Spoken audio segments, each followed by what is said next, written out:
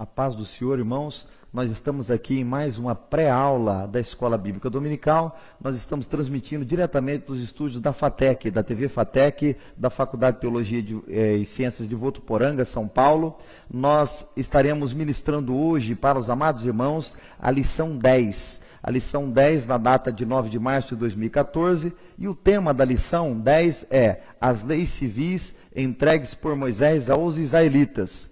O texto áureo, os irmãos podem acompanhar aí em tela conosco, diz assim: mas o juízo voltará a ser justiça, e hão de segui-lo todos os retos de coração. Salmo 94, 15. A verdade prática diz o seguinte: Deus é justo e deseja que o seu povo haja com justiça. A leitura bíblica em classe, ela é um pouco extensa, nós não estaremos lendo com os irmãos aqui, mas a leitura bíblica em classe é de costume, no litúrgico, nos domingos de manhã, os professores e alunos fazerem essa leitura bíblica em classe para a maior fixação da lição. A leitura bíblica em classe encontra-se em Êxodo, capítulo 21, versículo 1 a 12. Nós estaremos entrando na introdução, no comentário da introdução da nossa lição número 10, para que nós possamos fixar um pouco melhor essa lição. Eu estarei usando hoje com os irmãos esse livro do Rui Rebelo Pinho e do Amaury Mascaro Nascimento. Esse livro é um livro do curso de Direito e ele é Instituições de Direito Público e Privado, é da editora Atlas. Os irmãos, e aconselho que os irmãos façam isso, procure uma bibliografia fora da revista da Escola Bíblica Dominical, para que possa enriquecer o seu aprendizado, e o manuseio da sua lição ao ministrar para os seus alunos. Então eu estarei utilizando esse livro. Esse livro os irmãos podem encontrar em qualquer biblioteca pública municipal da sua cidade ou em qualquer biblioteca de faculdades que porventura tenha na sua cidade. A outra fonte que nós utilizamos na nossa Escola Bíblica Dominical é a revista da CPAD, da Casa Publicadora das Assembleias de Deus do Brasil. Essa é a revista base da nossa escola. Essa revista é de mestre, jovens e adultos.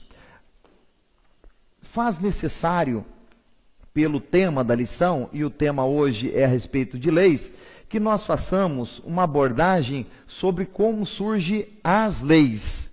Ou seja, falar um pouco sobre as fontes do direito. No caso aqui, nós vamos falar da fonte dos direitos positivo. Conceito de fonte e fontes do direito. Fontes do direito. A lei é a fonte do direito. O costume é uma fonte de direito. A doutrina é fonte de direito. E a jurisprudência é fonte de direito. Nós iremos tratar e abordar aqui, porque a intenção não é aprofundar no assunto de direito, da cátedra de direito, mas nós iremos aqui tratar sobre o costume, porque nós vamos utilizar ele na nossa revista da Escola Bíblica Dominical. Eu quero ler com os irmãos aqui a respeito do costume do livro do Rui Rebelo Pinho. Diz assim: nem sempre a lei se constitui na principal fonte reveladora do direito. Nas sociedades primitivas, as normas jurídicas não emanavam de um órgão específico que as elaborava nos moldes atuais. Nem eram promulgadas pelos legisladores, resultavam da opinião popular e eram sancionadas por um largo uso do povo, com o que se tornavam obrigatórias. Isso aqui é o conceito de costume, fonte do direito, costume. O povo de Deus, quando habitava no Egito, eles habitavam no Egito e eram regidos pelas leis egípcias. O Egito já era uma nação evoluída, e tinha sua constituição e tinha suas leis. O povo de Deus, embora habitasse no meio do povo egípcio e o povo já tivesse todas essas leis, o povo tinha também a sua constituição e as suas leis, mas de fonte de direito costume, ou seja, não tinha um legislador, não era escrita, não era normatizada, mas ela era um costume e habitava no meio do povo e valia. Ou seja, a lei, e toda lei, ela surge de um costume. Até hoje, em determinado lugar, tem-se um costume, o costume vai se repetindo, e se repetindo, e se repetindo, e se repetindo, e se repetindo. Ao longo do tempo, normatiza esse costume e esse costume passa a ser lei. Ou seja, usos e costumes poderão virar lei no futuro. O povo de Deus, enquanto estava no Egito, vivia sobre a lei egípcia, mas já tinha o seu uso e costume. Quando o povo recebe a proposta de Deus e é libertado da lei egípcia, e é libertado do Egito, e vai para uma terra prometida, a proposta é construir uma nova nação. E nós sabemos que para ser nação, algum dos quesitos necessário é ter bandeira, ser um povo, ter uma constituição, ter leis. O povo eles já eram. Uma bandeira acredito que já tinham. Faltava o quê? Constituição e lei. E Deus assim o faz. Deus entrega uma constituição e leis para regulamentadas e escritas para que o povo se tornasse uma nação. Para que o povo tivesse, ou seja, um comportamento único. Mesmo assim somos nós nos dias atuais, todos nós saímos do Egito e viemos para a casa do Senhor. Ou seja, as leis que nos regiam, os costumes que nós tínhamos lá na terra do Egito, quando éramos escravos do pecado, não servem mais para a nova terra que Deus nos trouxe, que é as nossas igrejas. Não serve mais como conduta de vida. Deus nos deu uma nova constituição que é a palavra de Deus. E a palavra de Deus é a nova lei, desse novo povo que nós fazemos parte, porque nós somos o Israel espiritual de Deus. E Deus entrega essa lei. Então Deus entrega o quê? Leis civis, Deus entrega uma constituição, e Deus também entrega leis penais para o seu povo, para que o povo se orientasse, e o povo fosse uma nação, e tivesse uma boa convivência social, ou seja, uma convivência ideal. Irmãos, quando nós saímos do Egito, lá do mundo do pecado, e nós chegamos na casa do Senhor, a nossa convivência tem que ser através da nova Constituição, através da nova lei, que Deus nos entregou, que é a sua palavra. Quando nós fugimos dessa Constituição, quando nós fugimos dessa lei, nós passamos a não conviver bem com os nossos irmãos na igreja. Por isso que muitas pessoas têm dificuldades. Muitas pessoas têm passado dificuldades dentro da casa do Senhor, porque ainda querem viver sobre a égide, sobre a regência da lei egípcia. Mas na casa do Senhor, o que vale é a lei do nosso Senhor Jesus Cristo de Nazaré. É a lei que funciona para o crente. Receba essa palavra no seu coração. No item 1, no capítulo 1, diz Moisés, o mediador das leis divinas.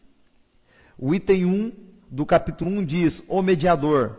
O item 2 diz leis concernentes à escravidão. O item 3 diz ricos e pobres.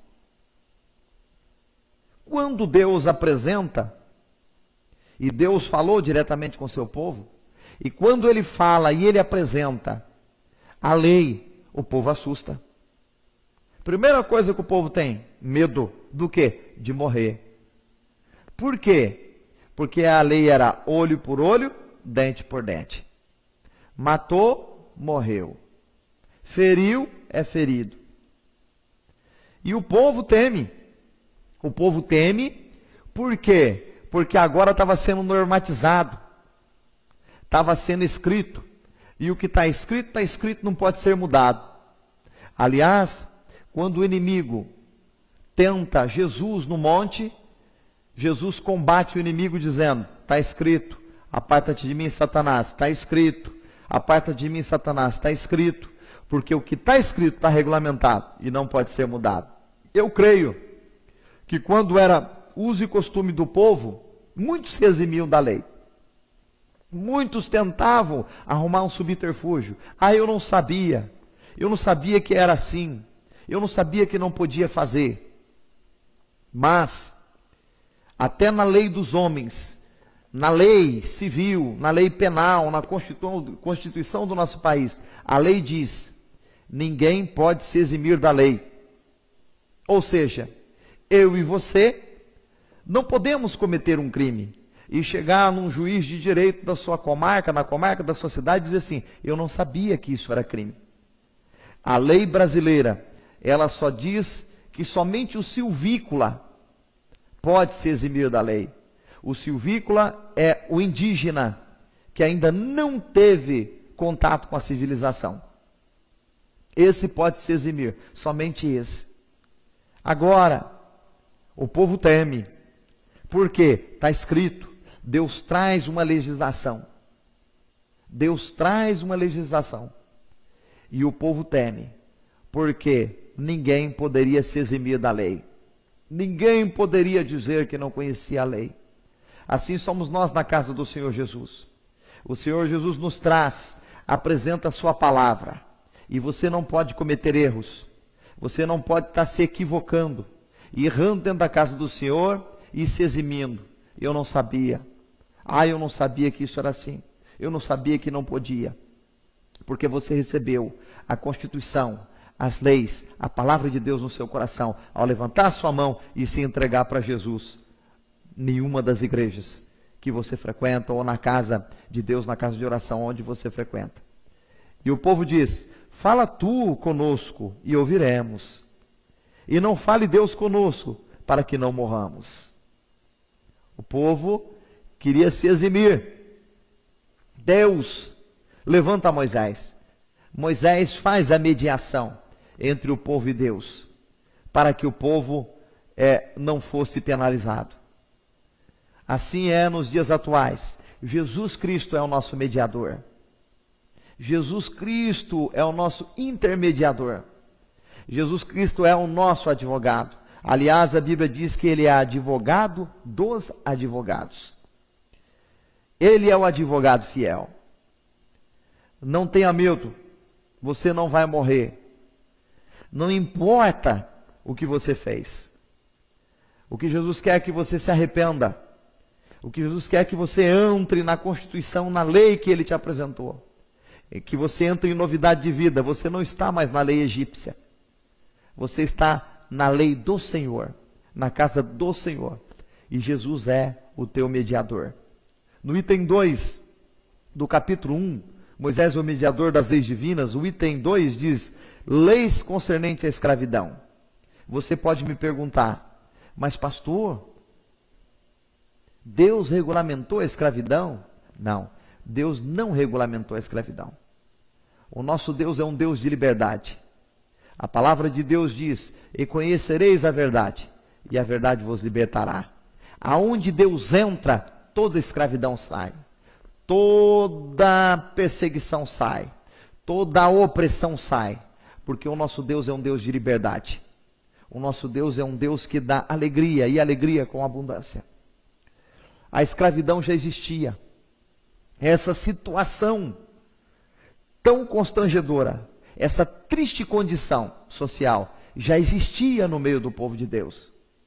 Deus trouxe essa regulamentação para evitar um sofrimento maior, para evitar a subjugação total do escravo pelo seu senhor. Aliás, na lei que Deus traz e na lei que Deus apresenta, ele coloca um subterfúgio, que com o tempo o escravo poderia ser liberto. Então, Deus não criou a escravidão. Deus é contra a escravidão. Qualquer tipo de escravidão. Hoje nós não temos a escravidão corporal. Muitas vezes nós encontramos por aí um novo modelo de escravidão. Escravidão psicológica. Uma escravidão social. Muitas pessoas, colocam pessoas em dificuldades, pressionando, colocando num regime de escravidão, espiritual até, manipulando as pessoas, criando uma escravidão religiosa. Mas Jesus nos tirou dessa escravidão religiosa. Jesus nos tirou dessa subjugação. Jesus nos libertou por completo. Tem pessoas hoje que frequentam igrejas, mas não são libertos ainda. São verdadeiros escravos. Não servem a Jesus. Não servem a Jesus. São verdadeiros escravos da religião. Mas Jesus quer que você seja liberto, que você seja salvo. porque somente Jesus derramou o seu sangue na cruz do Calvário para perdoar os seus pecados, para salvar a sua alma. Então, qualquer tipo de escravidão, seja ela social, psicológica, religiosa, corporal, física, material, qualquer tipo de escravidão, Deus é contra. Deus não é a favor da escravidão. O nosso Deus é um Deus de liberdade. Se você submete alguém a uma situação de escravidão, qualquer uma dessas aqui que foi citada, não é um bom comportamento. Você não é cristão. Você não é salvo em Jesus. Você tem que repensar a sua maneira e o seu modo de viver. Por quê? Porque a Constituição que Deus nos deu, a nova lei que Deus promulgou para a nossa vida, que é a palavra, as sagradas escrituras, ela não ensina assim. Você, quando veio do Egito, estava sobre a lei egípcia. Você poderia ter esse comportamento, porque o mundo ensina assim. O mundo é cheio de pecado, mas a casa do Senhor é diferente. A lei na casa do Senhor é diferente. O item 3 do capítulo 1, diz o item 3, ricos e pobres. A palavra de Deus diz assim: o pobre sempre haverá no meio de vós. Sempre estará no meio de vós o pobre. Quando Deus tirou o povo do Egito, durante a sua jornada no deserto, Deus cuidou do seu povo. Precisava de maná, Deus dava. Precisava de codornizes, Deus dava. A água, Deus dava. Abriu o mar, Deus abria. Tudo Deus fazia. Tem pessoas que ainda não acordaram. Tem pessoas que querem ficar no deserto a vida inteira e ser cuidado por Deus.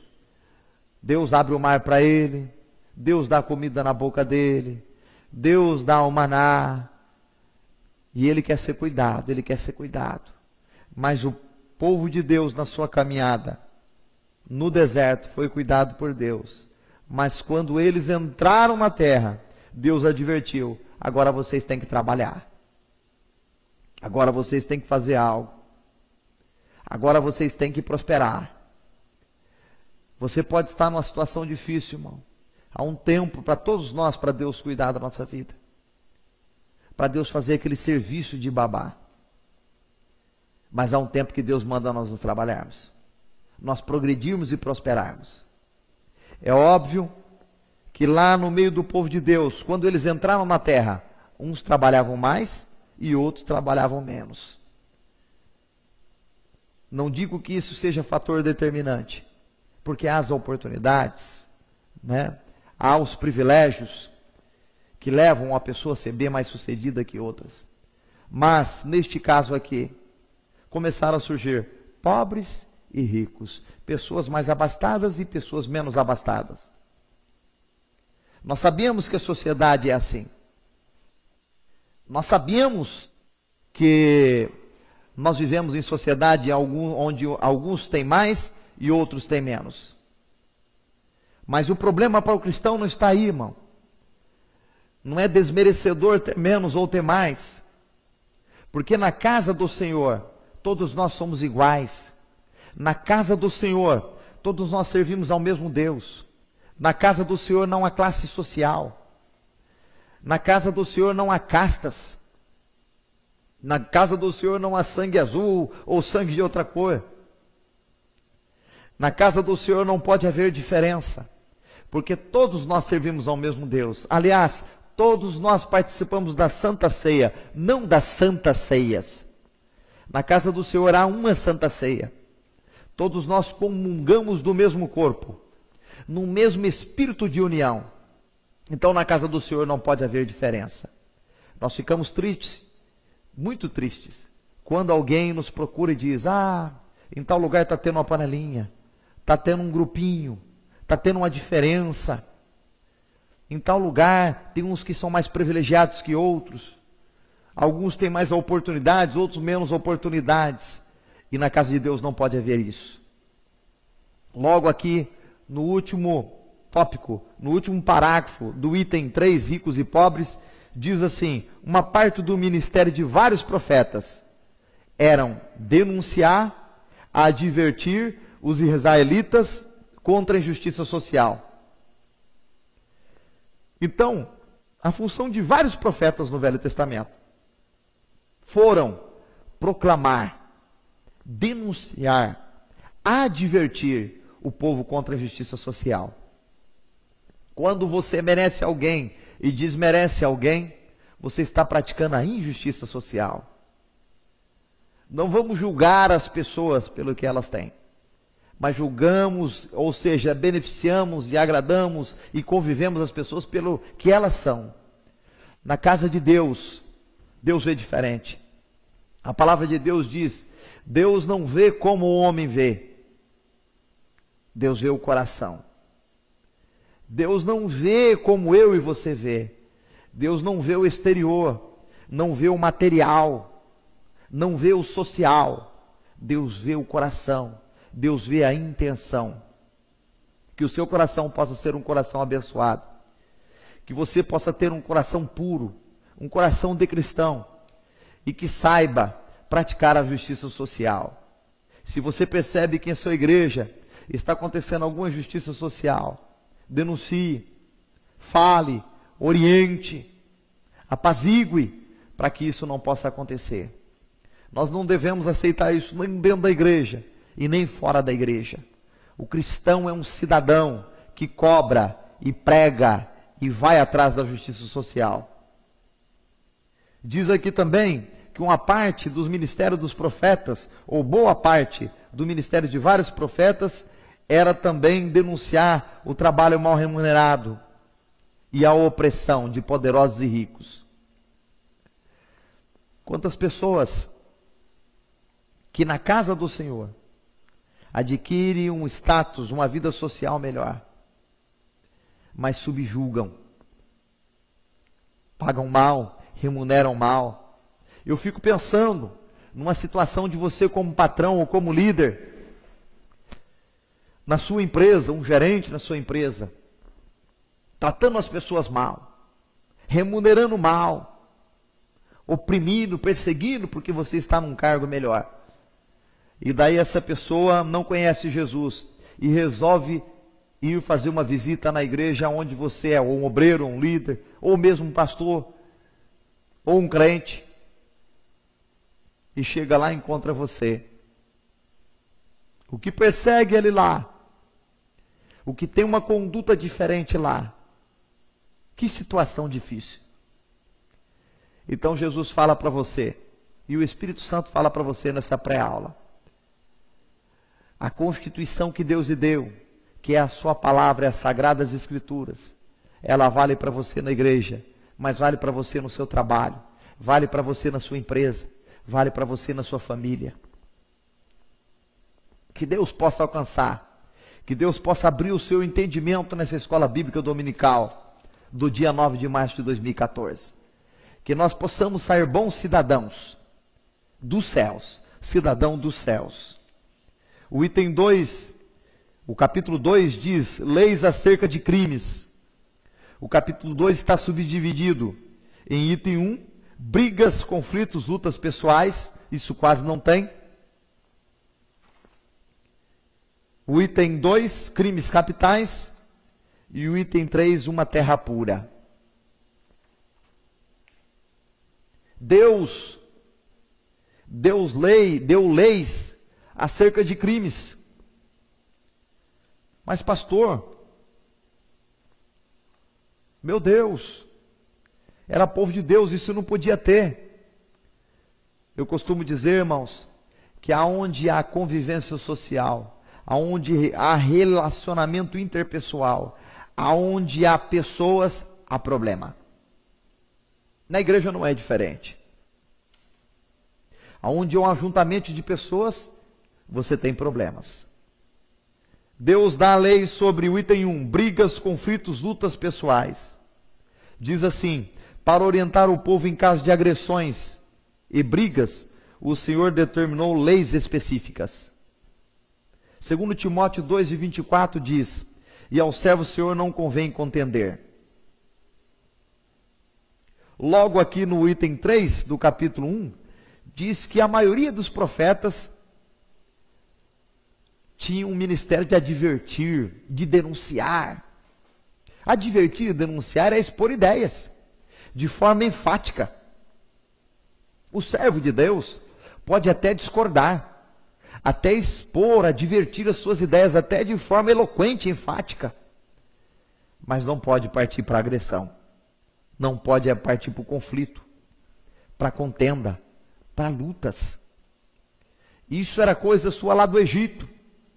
Aquele negócio, olha, eu sou crente, mas o meu braço não. Isso era coisa lá do Egito. Eu não vou para casa e eu não durmo levando desaforo. Isso é coisa do Egito. Na casa de Deus, nós temos que ter uma boa convivência. A palavra de Deus diz que nós devemos ser mansos e humildes de coração. E a palavra de Deus é a nossa nova Constituição. A palavra de Deus é a nossa nova lei. Ela é a diretriz que nós apresentamos e que nós recebemos do Senhor Jesus Cristo e apresentamos ao mundo. Diz assim, o item 2 do capítulo 2, leis acerca de crimes. Crimes capitais. Não matarás. O verbo hebraico exprime a ideia de matar dolosamente, perfidamente, por traição.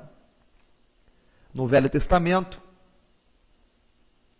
se matasse, morria. Aqui fala de forma dolosa, porque dentro da lei tem duas modalidades de crime. Na lei hoje dos homens, na lei física, material, do mundo, não a lei, a palavra de Deus. Tem o crime doloso e o crime culposo. O crime doloso, com a intenção de matar, ele queria matar. Culposo, acidental, ele não tinha intenção de matar.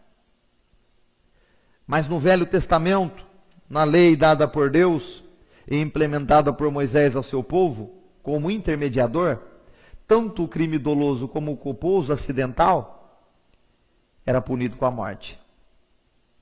Mas os irmãos podem perceber que a lei, mesmo no meio do povo de Deus, ela evoluiu. Ela evoluiu.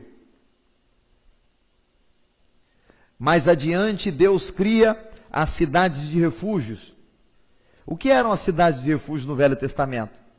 As pessoas que cometiam um crime culposamente, acidentalmente, sem intenção de matar, eram levados para essas cidades de refúgio para que não perdessem as suas vidas.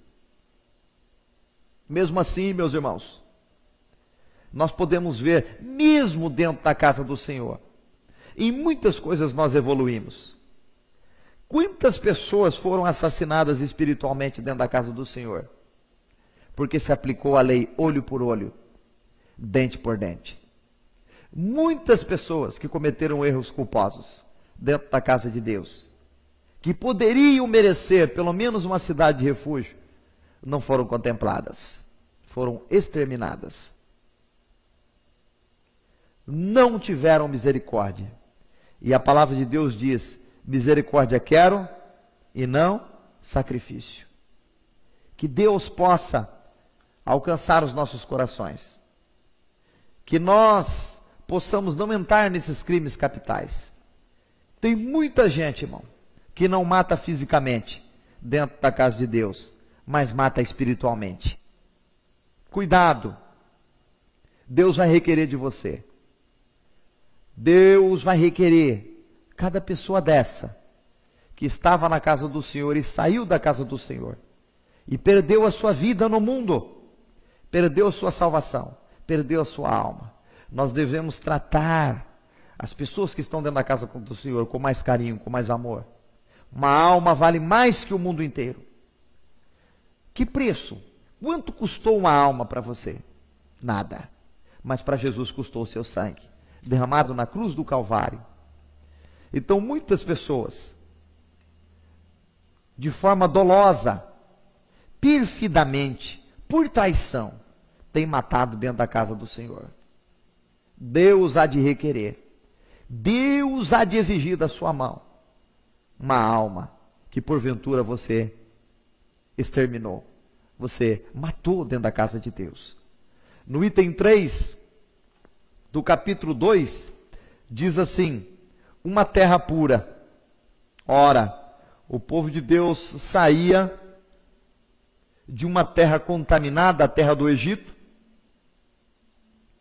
com a proposta de entrar numa terra pura. Eles não poderiam trazer esses costumes e essas leis de uma terra contaminada para uma terra pura. Para isso, Deus deu a nova legislação. Deus estava de uma forma pedagógica, educando, formando o seu povo, para que quando eles entrassem dentro da terra prometida, eles não a destruíssem. As leis serviriam para ensinar, diz aqui, ensinar, advertir e impedir que o povo de Israel profanasse Canaã. O que é profanar? Destruir. Tem muitas pessoas, irmãos, que deu uma passeada lá no Egito, ou veio do Egito, ou de vez em quando vai no Egito e volta, que ele traz um pouquinho de lei do Egito para dentro da casa de Deus, traz alguns usos e costumes para dentro da casa de Deus, alguns pensamentos do Egito para a casa de Deus. Mas Deus hoje está lhe ensinando, está lhe advertindo e vai lhe impedir de profanar a casa dele. Muitos pastores e muitos líderes dão liberdade para que essas pessoas implantem essas leis e esses costumes do Egito dentro das casas de Deus, dentro das igrejas. E muitas igrejas têm sido profanadas. O litúrgico do culto tem sido profanado. Coisas estranhas, atípicas ao costume e à lei, que é as sagradas escrituras que Deus tem nos dado. Coisas atípicas, coisas que vão não ao encontro, mas vão de encontro com a palavra de Deus. Mas para isso nós temos as nossas escolas bíblicas dominicais, nos domingos de manhã, em todo o Brasil, para ensinar o nosso povo, para advertir o nosso povo e para impedir que muitas pessoas profanem as nossas igrejas. Profane a casa de adoração ao nosso Senhor Jesus de Nazaré. O capítulo 3 diz, leis concernentes à propriedade. O capítulo 3 subdivide-se em item 1, o roubo, item 2, profanação de solo e fogo. Muitas pessoas falam do Greenpeace, dessas ONGs, organizações não governamentais, que cuidam da parte de ecologia, né, da natureza no mundo. Isso não é novo, irmãos. Lá no Velho Testamento, no início, Deus já tinha essa ONG aí. Deus já se preocupava, já ensinava o seu povo a ser um povo ecológico, a um povo consciente sobre a natureza, sobre as suas responsabilidades. No item 1, fala sobre o roubo. Mas, pastor, pelo amor de Deus, meu Deus, no meio do povo não tem ladrão, não tem quem roube. Meu irmão, se falou isso aqui para o povo de Israel, é que pelo menos lá tinha. Eu não sei se na tua igreja tem. Mas se não tem quem roube, tem aquele que pede o livro emprestado e esquece de devolver. Aquele que pede o CD, a Bíblia emprestada não devolve. Né? Esses esquecimentos que tem dentro da casa de Deus hoje, né? Aquele que viu a pasta sua lá com a apostila do curso, levou, esqueceu, levou enganado. Tem que devolver, irmão. Tem que devolver. Então diz aqui, a ovelha, o boi são citados porque os israelitas eram um povo pastoril rural. Ou seja, o comentarista está dizendo que ovelha, boi foi citado porque o povo era um povo rural. Mas se fosse um povo urbano, ia citar o carro, ia citar o cavalo, né? Ia citar o escudo, a espada, um povo de guerra, ia citar outros utensílios e outros instrumentos. Mas o certo é, irmão, que o que é seu, Deus te deu. Mas você também não precisa ficar de olho no que é dos outros. Deus, Ele estabelece o que é seu. Se lá no povo de Deus tinha esse problema, nas nossas igrejas hoje não é diferente. Muitas pessoas, irmão, não obedecendo à Constituição, a palavra de Deus, a lei que Deus nos entregou, as Sagradas Escrituras. Roubam. Roubam. O que Deus dá para ele não está bom. Muitas pessoas, irmão, entrando nesse item 1 do capítulo 2 das leis acerca dos crimes, entrando em briga, em conflito, em luta pessoal dentro da igreja, por causa de cargo, de função. Um querendo roubar o cargo do outro. Uma disputa. Trazendo para o lado pessoal. Não vendo que a obra de Deus, o que é? É para a única e suficiente adoração a Ele. O objetivo da casa de Deus é ganhar almas. E aí entram por esse caminho. Não digo que tem pessoas que roubam coisas materiais, mas tem pessoas que querem roubar cargos, funções, ministérios. Querem fazer isso. Diz aqui, o Senhor havia retirado os israelitas do Egito, porém o Egito não saiu da vida de muitos deles. O Egito não saiu. Ficou lá o Egito ainda no coração dele. Camarada, veio lá para a terra de Canaã, mas de vez em quando gostava de pegar uma ovelhinha, roubar um carneirinho, né? Pegava um boizinho de vez em quando. Então, você que está na casa do Senhor, irmão, para com esse negócio, rouba uma ovelhinha ali, aí escraviza uma ovelhinha lá, acha que a ovelhinha é tua propriedade. E para que Deus deu essas leis acerca da propriedade? Para proteger a propriedade privada. Você sabe por que Deus deu a palavra de Deus, irmão? A lei, para o seu coração e para o meu coração? Para proteger a propriedade privada. Sabe qual que é a propriedade privada? A casa dele. A igreja onde você congrega. É propriedade privada de Jesus. A igreja não tem dono. Porque a igreja simboliza a noiva de Cristo. E Deus dá essa lei para que você não incorra nesses erros, para que você não destrua a propriedade privada de Jesus. Tem muita gente por aí, irmão, entrando por esses caminhos e tem destruído a propriedade privada de Jesus, que é a igreja santa, a noiva imaculada de Jesus de Nazaré.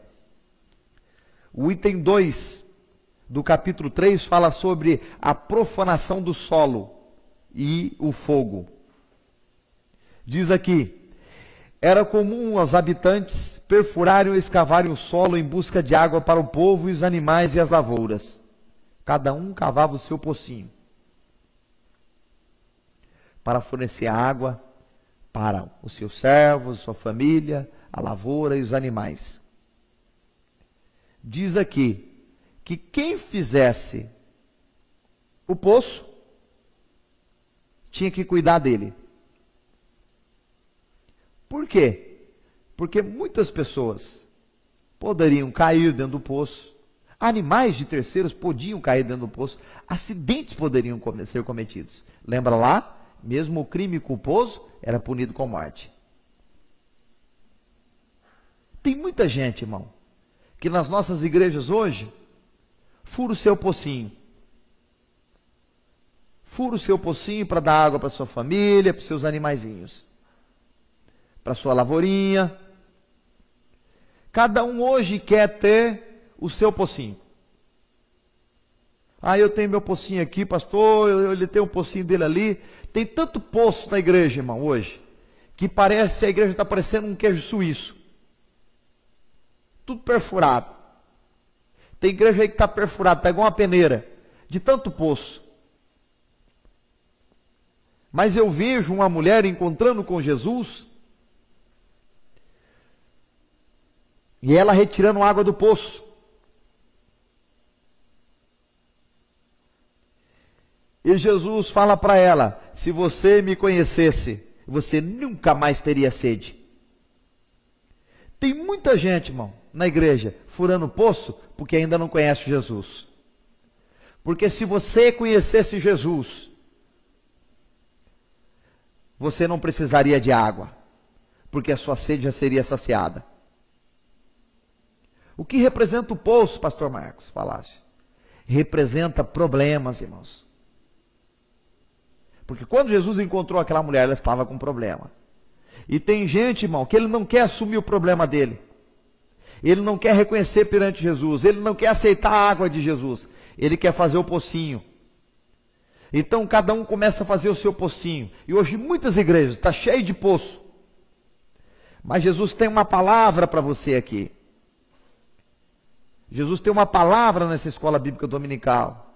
Se você furou o poço, cuide você dele. Não passa o poço para outro não, irmão. O teu poço é problema seu.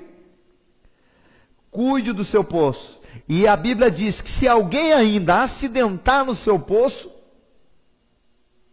ou qualquer um cair no seu poço, você será responsável.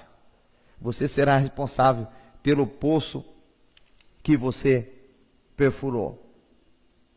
Diz aqui também a respeito das reservas ecológicas queimadas, falando da busca desenfreada. Pessoas hoje com a busca desenfreada, desenfreada por riqueza, desenfreada por poder, por domínio, querendo dominar, ter poder, gana. Aliás, hoje nas nossas escolas se ensina isso. Se ensina que o amiguinho que está do lado é o nosso concorrente. Nós não podemos colaborar com ele, porque ele é o nosso concorrente. E nós temos que superá-lo. Então, a educação hoje já é complicada. Já leva a pessoa para uma concorrência desenfreada, um materialismo exacerbado. Mas a palavra de Deus diz que nós devemos amar ao próximo como a nós mesmos. Nós devemos compartilhar. Nós devemos comungar. Então você, que na sua empresa, né? Ou você mesmo, que busca conquistar algo, não medindo como e de onde vem, não medindo nem as consequências. O Espírito Santo está dizendo para você, fique tranquilo, o que Ele tem para o seu coração, Ele vai lhe entregar. Não precisa você se comportar desta forma. Se Deus prometeu a terra pura que emana leite e mel, a Canaã de Deus para a sua vida, Ele vai lhe entregar. Não precisa de você entrar nessas explorações inconsequentes. Nós vemos aí nos meios televisivos o resultado dessas explorações inconsequentes que os homens têm feito em relação e perante a natureza, e como a natureza tem reagido. Eu costumo dizer que tudo na vida é ação-reação. Se você tem essa ação, você terá essa reação. Ação, reação. Ação, reação. Então, que você possa medir as consequências da sua ação, porque toda ação terá uma reação. Nós falamos nessa escola bíblica dominical a respeito das leis. Por que que Deus entregou as leis para o seu povo e entrega a palavra de Deus como lei para a nossa vida? Para que nós possamos ser um novo povo. Para que nós possamos ser uma nação. Nós saímos lá do mundo do pecado, que é onde nós éramos escravos, sobre a égide da lei egípcia. Mas Deus nos trouxe para a sua casa, nos deu a palavra de Deus, nos formou novos cidadãos, uma nova nação. Que nação que eu sou, pastor? Você é a nação de servos de Cristo. Você é um povo escolhido, eleito, limpo, puro. Você é cidadão agora que vai morar nos céus. Então, tem uma nova lei para a sua vida. A palavra de Deus.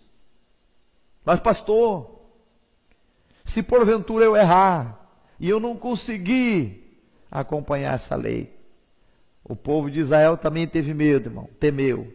Deus lhe deu Moisés, mas hoje Deus lhe dá Jesus de Nazaré. Jesus é o nosso advogado, é o nosso mediador, intermediador, advogado fiel.